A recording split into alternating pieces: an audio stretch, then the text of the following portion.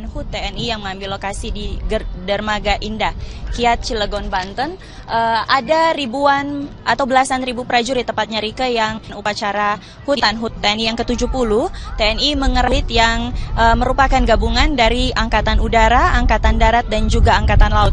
Adapun gladi bersih yang akan dilaksanakan pada pagi ini dihadiri secara langsung oleh Panglima TNI Jenderal Gatot Nurmantio, didampingi oleh Kepala Staf Angkatan Darat Jenderal TNI Mulyono, Kepala Staf Angkatan Laut Laksamana TNI Ade Supandi, dan Kepala Staf Angkatan Udara Marsikal TNI Agus Supriyatna.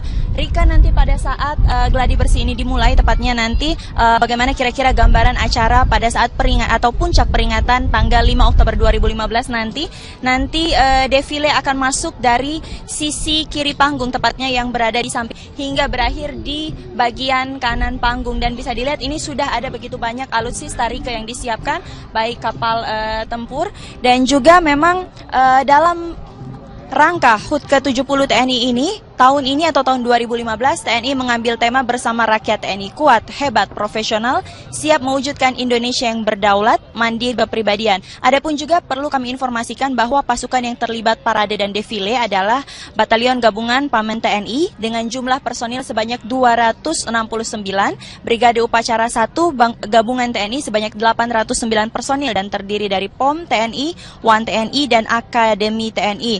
Alutsista yang dikerahkan Rike dari ketiga angkatan sebagai background antara lain untuk TNI Angkatan Darat mengerahkan 6 tank Scorpion, dan juga Angkatan Laut ini bisa disaksikan ada kapal perang. Tidak lupa ada demo dan juga aerobatik yang akan ditunjukkan oleh gabungan dari TNI Angkatan Udara. Kami akan terus memantau bagaimana jalannya gladi bersih yang kira-kira akan dimulai pada sekitar pukul 9 nanti untuk menggambarkan situasi pada puncak pelaksanaan HUT TNI pada hari Senin 5 Oktober nanti. Untuk sementara demikian, Rika, kembali ke studio.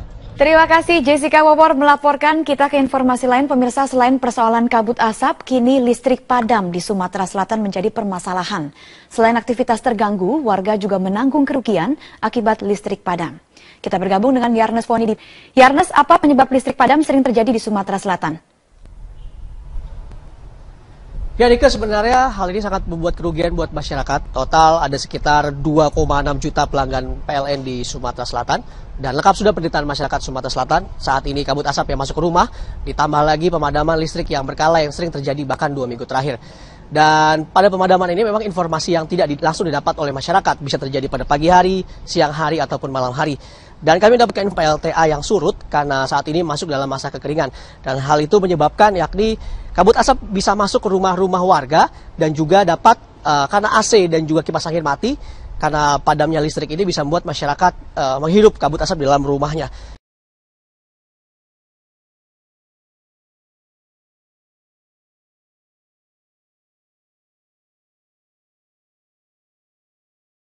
Pihak PLN. Dengan kondisi musim kemarau sekarang, beberapa PLTA itu tidak bisa beroperasi. Kalaupun bisa. Itu juga jadi, dan PLN menyatakan defisit daya sekitar 225 sampai dengan 240 megawatt. Berikut petikan wawancara dari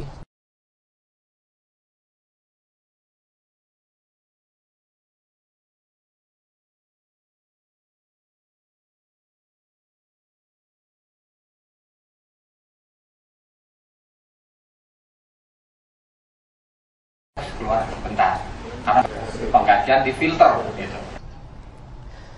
dampak kerugian ekonomi, material, semua terus terjadi bagi masyarakat Sumatera Selatan karena padamnya listrik ini.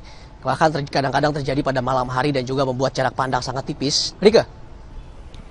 Bahas solusi untuk mengatasi ini. Ya, Rika, sebenarnya ada beberapa solusi untuk dapat bagaimana saat ini masyarakat bisa tetap menggunakan listrik. Namun ada beberapa tanggapan dari masyarakat mengenai padamnya listrik di Sumatera Selatan ini. Ganggu ya Mbak ya, genset itu hanya bisa untuk nyalain aja, tapi untuk kayak telepon, kayak jaring internet itu kita mati total. Sangat terganggu benar dengan kejadian kayak gini, dan matinya juga sangat lama gitu loh. Dari mati lampu ini sendiri kerugian kita banyak banget. Dari kerugian materi, terus dari waktu juga, kita kan mau ngangkat yang genset itu, keluarin genset, terus mau isi bensinnya juga, itu kan perlu uang yang banyak. Itu kurang lebih hampir 2 mingguan. Iya, mati lampu udah 2 minggu. Jadi pasien kan nggak yang datang. Susah beraktivitas. Rika, pasti ada opsi-opsi lain bagaimana harus dilakukan PLN ataupun masyarakat untuk dapat menyikapi hal ini. Bersama saya dengan pengamat elektronik, Pak Abdul Rahman. Pak Abdul, sebenarnya ada opsi lain nggak sih Pak untuk menekan pemadaman listrik di Sumatera Selatan ini Pak? Kalau kondisinya seperti ini akan terjadi setiap tahun ya, karena kemarau ini bisa terjadi setiap tahun. Satu-satunya jalan ya meningkatkan kapasitas pembangkit listrik gitu. Karena tahun ini saja kalau kita mengandalkan air, kemaraunya sampai kapan kita tidak tahu. Jadi meningkatkan kapasitas pembangkit listrik itu cara yang paling baik gitu. Berarti tidak hanya menggunakan PLTA ya Pak? Ya tidak, karena PLTA itu kan mengandalkan hujan. Nah kalau kemarau seperti ini ya dia tidak bisa beroperasi seperti yang sudah dilaporkan PLN gitu. Oke Pak, Bapak pernah lihat PLTA tes di Sumatera Selatan ini bagaimana Pak?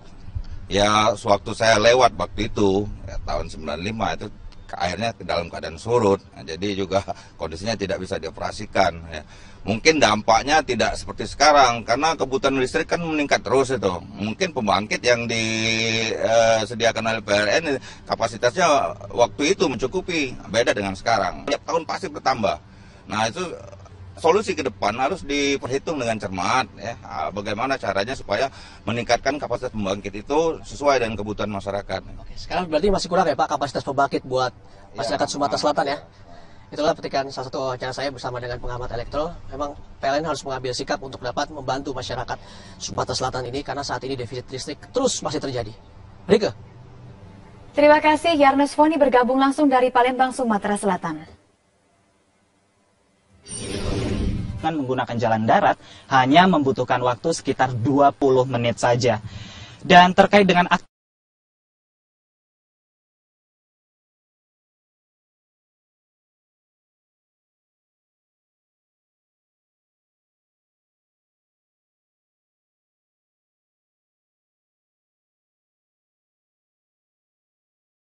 juga pengunjung bisa makan-makan. Timur pantai ini ada banyak pondok yang bisa dimanfaatkan oleh para pengunjung untuk menyantap menu seafood yang telah disiapkan oleh para pengelola di sini. Dan juga memancing di sini karena di sebelah selatan pantai ini berupa karang, maka banyak sekali ikan di sana yang bisa dipancing oleh para pengunjung. Dan yang terakhir, fenomena sunset yang paling penting. Jika pada sore hari, karena ini letaknya di sebelah barat, ini membuat fenomena sunset sangat mudah untuk disaksikan pada sore hari. Dan Rike, yang perlu kami sampaikan di sini adalah memang pengelolaan di Pantai Lampu ini sudah cukup baik. Namun masih ada ratusan wisata di Provinsi Aceh yang masih kurang perhatian oleh pemerintah setempat. Lalu langkah apa yang akan dilakukan oleh pemerintah provinsi untuk memaksimalkan potensi wisata yang ada di Provinsi Aceh? Berikut adalah liputannya, Rike.